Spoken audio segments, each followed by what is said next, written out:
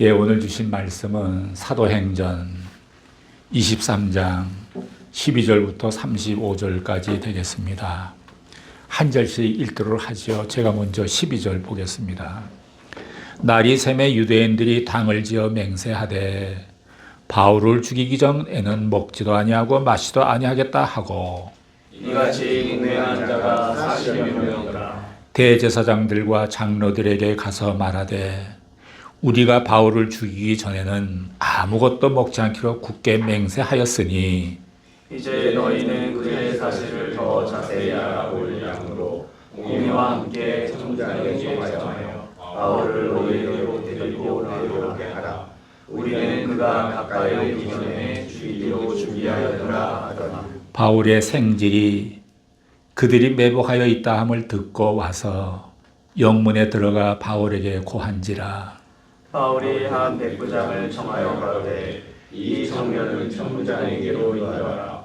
그에게 무슨 할 말이 있다 하니 천부장에게로 데리고 가서 가로되 죄수 바울이 나를 불러 이 청년이 당신께 할 말이 있다여 데리고 가기를 청하도이다 하매 천부장이 그 손을 잡고 물러가서 조용히 묻되 내게 할 말이 무엇이냐. 대답하되 유대인들이 공모하기를 저희들이 바울에 대하여 더 자세한 것을 묻기 위함이라 하고 내일 그를 데리고 공회로 내려오기를 당신께 청하자 하였으니 당신은 저희 청함을 좋지 마옵소서. 저희 중에서 바울을 죽이기 전에는 먹지도 않고 마시지도 않기로 맹세한 자 40여 명이 그를 죽이려고 숨어서 지금 다 준비하고 당신의 허락만 기다리나이다 하네. 이에 천부장이 청년을 보내며 경계하되 이 일을 내게 고하였다고 아무에게도 이르지 말라 하고 백부장 그를 불러 이르되 다음 주 3시에 가이사랴까지 갈 보병 200명과 마병 70명과 장성 200명을 준비하라 하고 또 바울을 태워 총독 벨리스에게로 무사히 보내기 위하여 짐승을 준비하라 명하며 또 아래와 같이 이런자니 이르렀으되 클라우디아 루시아는 총독 벨리스 각하에게 문안 하노이다. 이 사람이 유대인들에게 잡혀 죽게 된 것을 내가 로마 사람인 줄 들어알고 군사를 거느리고 가서 구원하였다. 유대인들이 무슨 일로 그를 송사하는지 알고자 하여 저희 공회로 데리고 내려갔더니 송사하는 것이 저희 율법 문제에 관한 것뿐이요 한 가지도 죽이거나 결박할 사건이 없음을 발견하였나이다. 그러나 이 사람을 해하려는 관계가 있다고 누가 내게 알게 하므로 곧 당신에게로 보내며 또 송사하는 사람들도 당신 앞에서 그를 대하여 말하라 하였나이다 하였더라. 보병이 명을 받은 대로 밤에 바울을 데리고 안디바들에게 이르러 이튿날 마병으로 바울을 호송하게 하고 영문으로 돌아가니라. 저희가 가이사랴에 들어가서 편지를 총독에게 드리고 바울을 그 앞에 세우니 총독이 읽고 바울더러 어느 영지 사람이냐 물어 갈리기아 사람인 줄 알고 가로되 너를 송사하는 사람들이 오거든 내 말을 들으리라 하고 헤롯궁에 그를 지키라 명하니라. 아멘.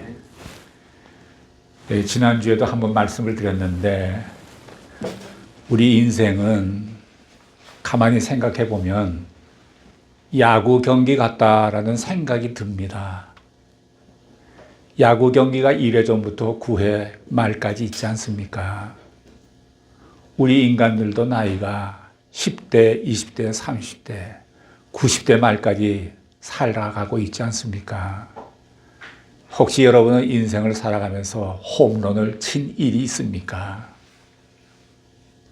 우리가 한 영혼이라도 주님께 인도해서 그 영혼이 구원받게 되었다면 그것이 홈런이 아닐까 이런 생각을 해봅니다. 영적인 홈런이죠. 만약에 하나, 둘, 세 명 이상을 여러분들이 그렇게 인도했다면 여러분들은 아마 만루 홈런을 친 것 같다 이런 생각이 듭니다. 가끔가다는 홈런 왕을 뽑습니다. 제가 볼 때 영적인 홈런 왕은 홈런 왕 중의 왕은 사도 바울이 아닐까 이런 생각을 해봅니다. 오늘의 말씀은 바울을 해하려는 사람들이란 제목이 되겠습니다. 사도 바울을 죽이기 전까지는 먹지도 않고 마시도 않겠다고 서약한 사람이 약 40명쯤 됐습니다. 이들은 완전 테러리스트죠. 사도 바울이 사회를 어지럽게 했다든가 사람들을 공포 속에 밀어넣는 연쇄 살인범이라든가 그런 사람도 아닌데 그들은 그렇게 결심한 것입니다. 서로의 사상이나 이데올로기나 생각이 다르면 사람을 살인할 정도로 험악해집니다. 우리가 직장에서 일할 때 자기를 싫어하는 사람이 한 사람도 있으면 굉장히 힘들어하고 불편해합니다. 또 집안에 세 사람이 들어왔는데 서로 마음이 맞지 않으면 항상 가시방석에 앉아 있는 것 같습니다. 그런데 여기 40여 명이나 되는 사람이 먹지도 않고 마시도 않고 바울을 죽이겠다고 칼을 갈고 있으면 얼마나 무섭고 힘들겠습니까? 지금 이런 일들이 북한이나 공산권이나 이슬람권에서 복음을 전하는 사람에게 똑같이 일어나고 있습니다. 생명의 위협이 매일 뒤따르고 있습니다. 오래전에 주요 일간지 신문에 북한에도 교회가 있다는 기사가 일면 톡 기사로 난 적이 있었습니다. 북한에서 아마 그 신문을 보고 이 기사와 관련해서 대대적으로 지하교회를 수색을 하고 뒤졌을 거예요. 의심되는 사람들 다 조사받고 죽었을지도 모릅니다. 북한 정권이 믿는 자들을 색출해 죽였지만 사실은 그 기사를 쓴 신문이 그 기사를 쓴 신문 기자가 죽였다고 보아야 할 것 같아요. 실제로 공산권이나 이슬람권에서는 정말 생명을 걸고 예수를 믿고 전도합니다. 이런 일들이 사도 바울 때만 있는 것이 아니라 항상 있었던 일입니다. 지금도 이 지구상에는 어느 곳에든지 그렇게 그대로 있습니다. 이러한 위협 속에서 주님께서는 사도 바울에게 나타나셔서 말씀하셨습니다. 담대하라. 너는 결코 죽지 않고 로마로 입성하게 될 것이다. 여기 바울을 죽이기 전에는 식음을 전폐하겠다는 사람들이 대제사장과 장로들을 찾아가서 자기들의 이 계획을 이야기합니다. 어떤 교회는 두 배로 갈려서 싸웁니다. 그러다가 교회 안에서 자기네 뜻과 관철이 알되면 자기네 뜻이 관철이 안 되면 분신자살하겠다고 소동을 피우는 교회도 있더라고요. 제가 봤어요. 사람들 가운데 상처와 혈기가 끓어오르는 사람들은 금방 극단적으로 치닫습니다. 그래서 사람을 자극하지 말고 늘 조심해서 살아야 합니다. 그들의 계획은 군대 천부장에게 건의를 하되 자기 유대인들이 바울을 좀 조사해 봐야 되니까 그 바울을 공회로 보내주시면 좋겠다라는 요청입니다. 그때 바울이 천부장의 손에서 대제사장의 손으로 이동하는 중에 40명의 암살단들이 매복에 있다가 바울을 지나갈 때 죽이겠다는 것입니다. 살인 음모를 꾸민 것입니다. 대제사장과 장로들은 살인 음모를 겉으로 나타내진 않았지만 내면적으로 협조하기로 합니다. 맹세한 40여 명만이 아니라 사실은 대제사장과 장로들이 바울을 더 죽이고 싶었던 것입니다. 배후 세력이라는 것은 언제나 멀리 있는 것이 아니고 가까운 데 있는 것입니다. 겉으로는 합법적이고 굉장히 젠틀하고 그럴듯하게 나타나지만 사실 그 내면에는 탈복과 불법 그리고 심지어는 이런 살인 음모들이 있는 것입니다. 각종 테러 사건이 살인 음모와 연관이 되어 있습니다. 극단적인 민족주의자들, 극단적인 사이비 종교단체에 의해서 이러한 무자비한 일들이 앞으로도 일어날 것입니다. 겉으로는 윤리적이고 도덕적인 것처럼 보이지만 그 내면에는 음모가 도사리고 있다는 것입니다. 예수님은 마태복음 5장 10절 12절에서 이런 말씀을 하셨어요. 의를 위해서 핍박을 받는 자는 복이 있나니 천국이 저희 것임이라. 나를 인하여 너희를 욕하고 핍박하고 거짓으로 너희를 거스려 모든 악한 말을 할 때에는 너희에게 복이 있나니 기뻐하고 즐거워하라. 하늘에서 너희 상이 크리라. 너희 전에 있었던 선지자들은 이같이 핍박하였느니라. 예수님 당시부터 지금까지 의인들은 늘 핍박을 받아왔습니다. 이 의인들이 받는 핍박을 통해서 복음이 증거된 것입니다. 이 의인이 고난을 받지 아니하면, 그리스도인들이 고난을 받지 아니하면 세상이 변하지 않습니다. 그리스도인들이 잘 먹고 잘 살고 자기 마음대로 쾌락을 누리고 자기 멋대로 살고 자기에게 주어진 행복이 자기 것이라고 생각하고 누리기만 하면 세상은 변하지 않습니다. 지금 바울은 자기를 죽이려고 한다는 음모가 있음을 알지 못하고 있습니다. 16절에 보면 바울의 생질이 이러한 음모가 있다는 사실을 가르쳐주는 것을 볼 수 있습니다. 본문 16절을 한번 같이 보실까요? 시작. 바울의 생질이 그들의 입에 혹하여 있다함을 듣고 와서 영문에 들어가 바울에게 고한지라. 바울의 생질이 누군지 모르겠습니다. 그 이름도 나오지 않고 있습니다. 이 사람이 예수를 잘 믿고 있는 사람인지 그것조차 모르겠습니다. 그러나 중요한 것은 하나님께서 바울의 위기에 개입하셨다는 것입니다. 그리고 생각지도 못한 방법으로 그 위기에서 하나님이 건져주시고 있다는 것입니다. 사실 우리에게도 그럴 때가 있지 않습니까? 지금 내 주변에 여러 가지 위기가 일어나고 있는데 우리가 모를 뿐입니다. 무슨 사건이 벌어지고 있는데 하나님을 그것을 미리 막아주셨기 때문에 우리는 여기까지 오게 된 것입니다. 우리 몸 안에 자기도 모르는 병에 걸렸었는데 자기도 모르게 낫는 경우가 있습니다. 나중에 엑스레이를 찍어보니까 폐에 그런 흔적이 있다는 얘기도 듣습니다. 그런 것처럼 우리에게도 자신도 모르는 위기가 있었는데 하나님이 그때마다 막아주시고 보호해 주신 것입니다. 교통사고가 날 일도 많았는데, 다칠 일도 많이 있었는데, 병도 들었었는데 하나님이 보호하시고 지켜주시고 치료해 주셔서 지금까지 여기에 있는 것입니다. 작든 크든 웬만한 조직에서 일하다 보면 거의 반드시 음모를 경험하게 됩니다. 이 사회는 음모하는 사회입니다. 얼마 전에 보니까 TV를 보는데 SNS상에 동영상이 올라왔는데 어떤 사람이 누군가를 막 구타하는 장면이 떴어요. 온갖 댓글이 떠올랐어요. 저 사람 감옥에 보내야 된다. 어떻게 그럴 수 있느냐. 그런데 가만 보면 그가 앞서서 그 사람을 누군가로부터 무차별로 공격을 당했어요. 이유 없이. 그래서 상황이 역전이 되었어요.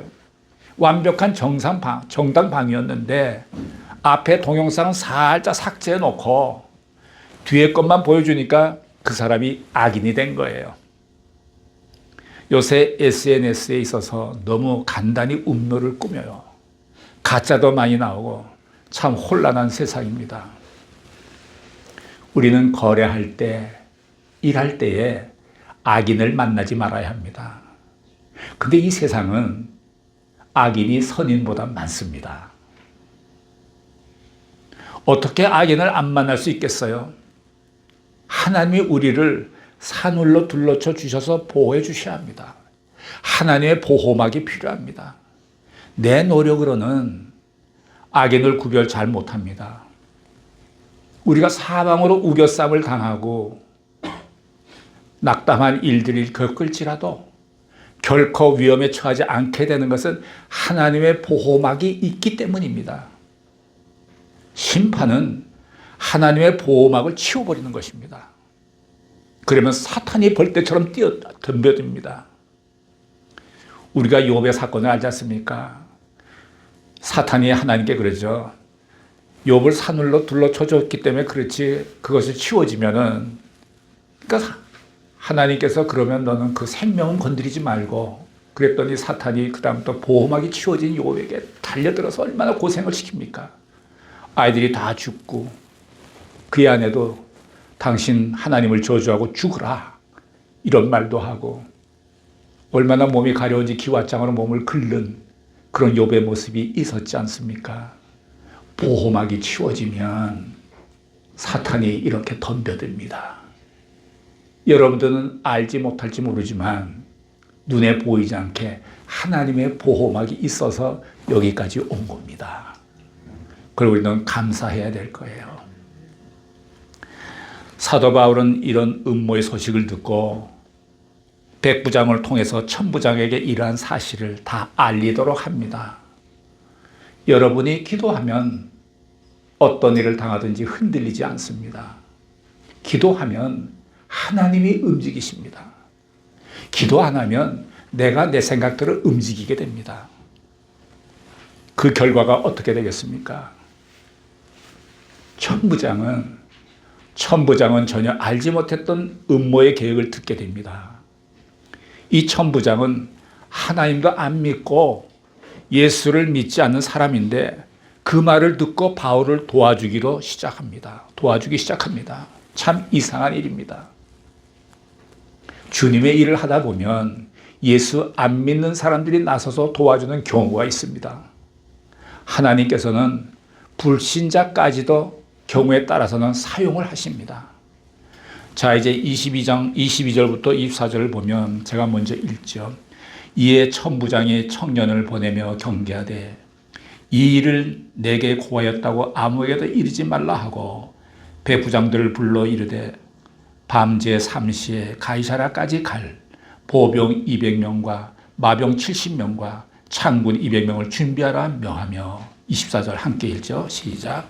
또 바울을 태워 총독 벨리스에게로 무사히 이르기 위하여 짐승을 준비하라 명하며. 밤 제3시는 지금 우리 시간으로 말하면 밤 9시를 얘기합니다. 야간을 틈타서 바리새인과 대제사장들이 그리고 음모를 꾸민 자들이 모르게 바울 한 사람을 이동시키기 위해서 병력을 무려 470명이나 동원을 합니다. 470명. 놀랍지 않습니까? 우리가 구급차를 이용해도 돈을 줘야 하는 경우가 있습니다. 그런데 돈도 안 들고 수많은 사람이 바울을 지키기 위해서 동원되고 바울이 탈 말까지 준비해 가지고 제일 안전한 지역으로 보냅니다. 하나님이 하시면 돈도 안 듭니다. 하나님이 하시면 모든 일이 쉽습니다. 참 놀라운 일입니다. 또 천부장이 편지까지 쓰고 총독에게 사도 바울을 변호해 줍니다. 왜 이런 일이 일어날까요? 하나님을 위해서 위대한 꿈을 가진 사람은 그 꿈이 이루어지기 전에는 결코 죽지 않습니다. 하나님께서 그 종을 통하여 일하시기 때문입니다. 오늘 우리는 사도 바울에게서 이런 놀라운 사실을 보게 됩니다. 26절부터 30절까지는 천부장이 총독 벨리스에게 보낸 편지 내용입니다. 당면한 사실을 정확하게 보고합니다. 천부장의 생각은 바울을 죽이려고 서운한 사람이 40명이나 있었지만 자기가 보니까 죽일 이유가 하나도 없다고 말하는 거예요. 바울을 보니까 죽일 이유가 없다는 거예요. 이 천부장은 바울을 체포하거나 감금할 이유, 죽일 이유를 전혀 발견하지를 못했다는 것입니다. 이것은 마치 예수님께서 빌라도에서 재판받던 장면과 똑같습니다. 그때 빌라도는 예수에게 십자가형을 처할 이유를 하나도 발견하지 못했습니다. 빌라도가 심각한 고민에 빠집니다. 왜 그렇습니까? 예수가 죄가 없기 때문입니다. 그건 그들의 종교 문제요. 그들의 율법에 관한 문제지 이 사람이 법적으로 죽여야 할 이유가 하나도 없다는 것입니다. 그러나 모든 백성들은 아우성칩니다. 예수를 죽이시오. 예수를 죽이시오. 사실은 모든 백성들만이 아우성치는 것은 아닙니다.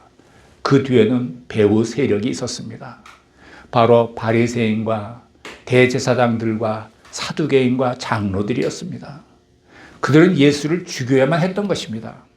그들의 기득권이 무너지기 때문에 예수를 죽여야만 했습니다. 이와 같은 상황이 지금 사도 바울에게도 닥친 것입니다.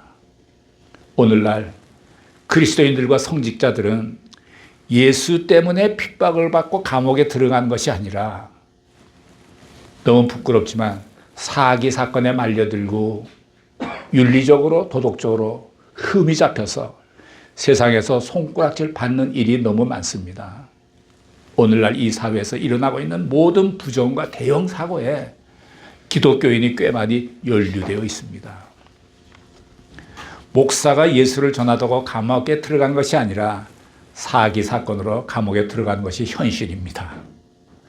어떤 때는 우리가 너무 부끄럽다는 생각이 듭니다. 일어나서는 안 되는 일들이 얼마나 많이 우리 안에서 일어났는지 모릅니다. 그러니 세상이 변하지 않습니다. 결국 사도 바울은 최악의 위기에서 가장 안전한 방법으로 보호되었습니다. 이런 예정이 나중에 있다는 것을 알게 되지만 그 당시 바울이 로마로 갈 때는 죄수로 갑니다. 끌려서 호송받고 갑니다. 이것이 하나님의 방법입니다. 내 노력으로 되었던 다른 사람의 노력으로 되었던 간에 하나님의 뜻은 이루어지는 것입니다. 인생이란 무엇입니까? 내 뜻을 이루기 위하여 사는 것이 아니라 주님의 뜻을 이루기 위하여 나의 결혼이 있고 나의 가족이 있고 나의 전공, 나의 직업, 나의 삶이 있는 것입니다. 저를 향한 주님의 뜻이 1번 선교라는 사명을 분명히 알게 됐어요. 그 사명을 받으니까 제 인생이 해석되어지더라고요. 왜 내가 일본인 사카모토 아이코라는 분이 장로모님이 되셨나? 딸은 엄마로부터 모든 거 배워서 시집가는데 내 가정이 완전히 일본풍이 바뀌었어요. 일본풍으로 바뀌었어요. 내 직업도 일본 회사와 제휴해서 오랫동안 사업을 했어요. 나는 자연히 일본의 문화와 역사와 언어에 좀 익숙하게 된 거예요. 그리고 나서 하나님께서 어느 날 아침 기도하는 가운데 너에게 일본 선교 사명이 있다라고 분명하게 사명을 말씀해 주셨어요. 그러고 보니까 내가 걸어온 인생이 해석되어지더라고요. 아, 하나님께서는 오래전부터 나를 계획하셨구나. 한창 사업이 무르익고 잘 나가는데 일본 선교 사명을 받았기 때문에 그때부터 슬슬 사업을 정리하기 시작했습니다. 다 정리하고 난 후 6개월이 지나니까 우리나라에 IMF가 왔어요. 그 어려운 환경 속에서 미리 다 정리를 깨끗하게 하신 하나님의 은혜로 이 IMF 때 피해를 하나도 보지 않았습니다. 오히려 득을 봤어요. 하나님께서 개입하셔서 해주시는 일은 참으로 놀라워요. 여러분들도 나이 들어가시면서 하나님 앞에서 자기의 인생을 한번 해석해 보세요. 뭔가 조각들이 맞춰질 거예요. 하나님의 뜻이 어떤 분에게는 회사원으로, 사업가로, 교사로, 연구개발자로, 예술가로, 성직자로, 선교사로 다양하다고 봐요. 자기 인생을 해석하게 되면 행복하게 될 거예요. 사도 바울의 인생은 복음을 전하는 일이었습니다. 특히 이방인에게. 그래서 그는 로마까지 가야 합니다. 하나님께서 여러분의 생애에 간섭할 수 있게 되기를 바랍니다. 바울이 로마를 꿈꾼 것처럼 여러분들도 꿈꾸는 사람이 되시기를 예수님의 이름으로 축복합니다. 기도하시겠습니다. 사랑하시는 하나님 아버지, 우리 모두가 하나님께서 나를 향한 뜻이 무엇일까를 깨달을 수 있도록 성령님 우리를 이끌어 주시옵소서. 하나님의 보호하심이 있음을 깨닫고 담대하게 영혼들에게 구원의 소식을 전하게 하여 주옵소서. 감사드리며 예수님의 이름으로 기도드렸습니다. 아멘.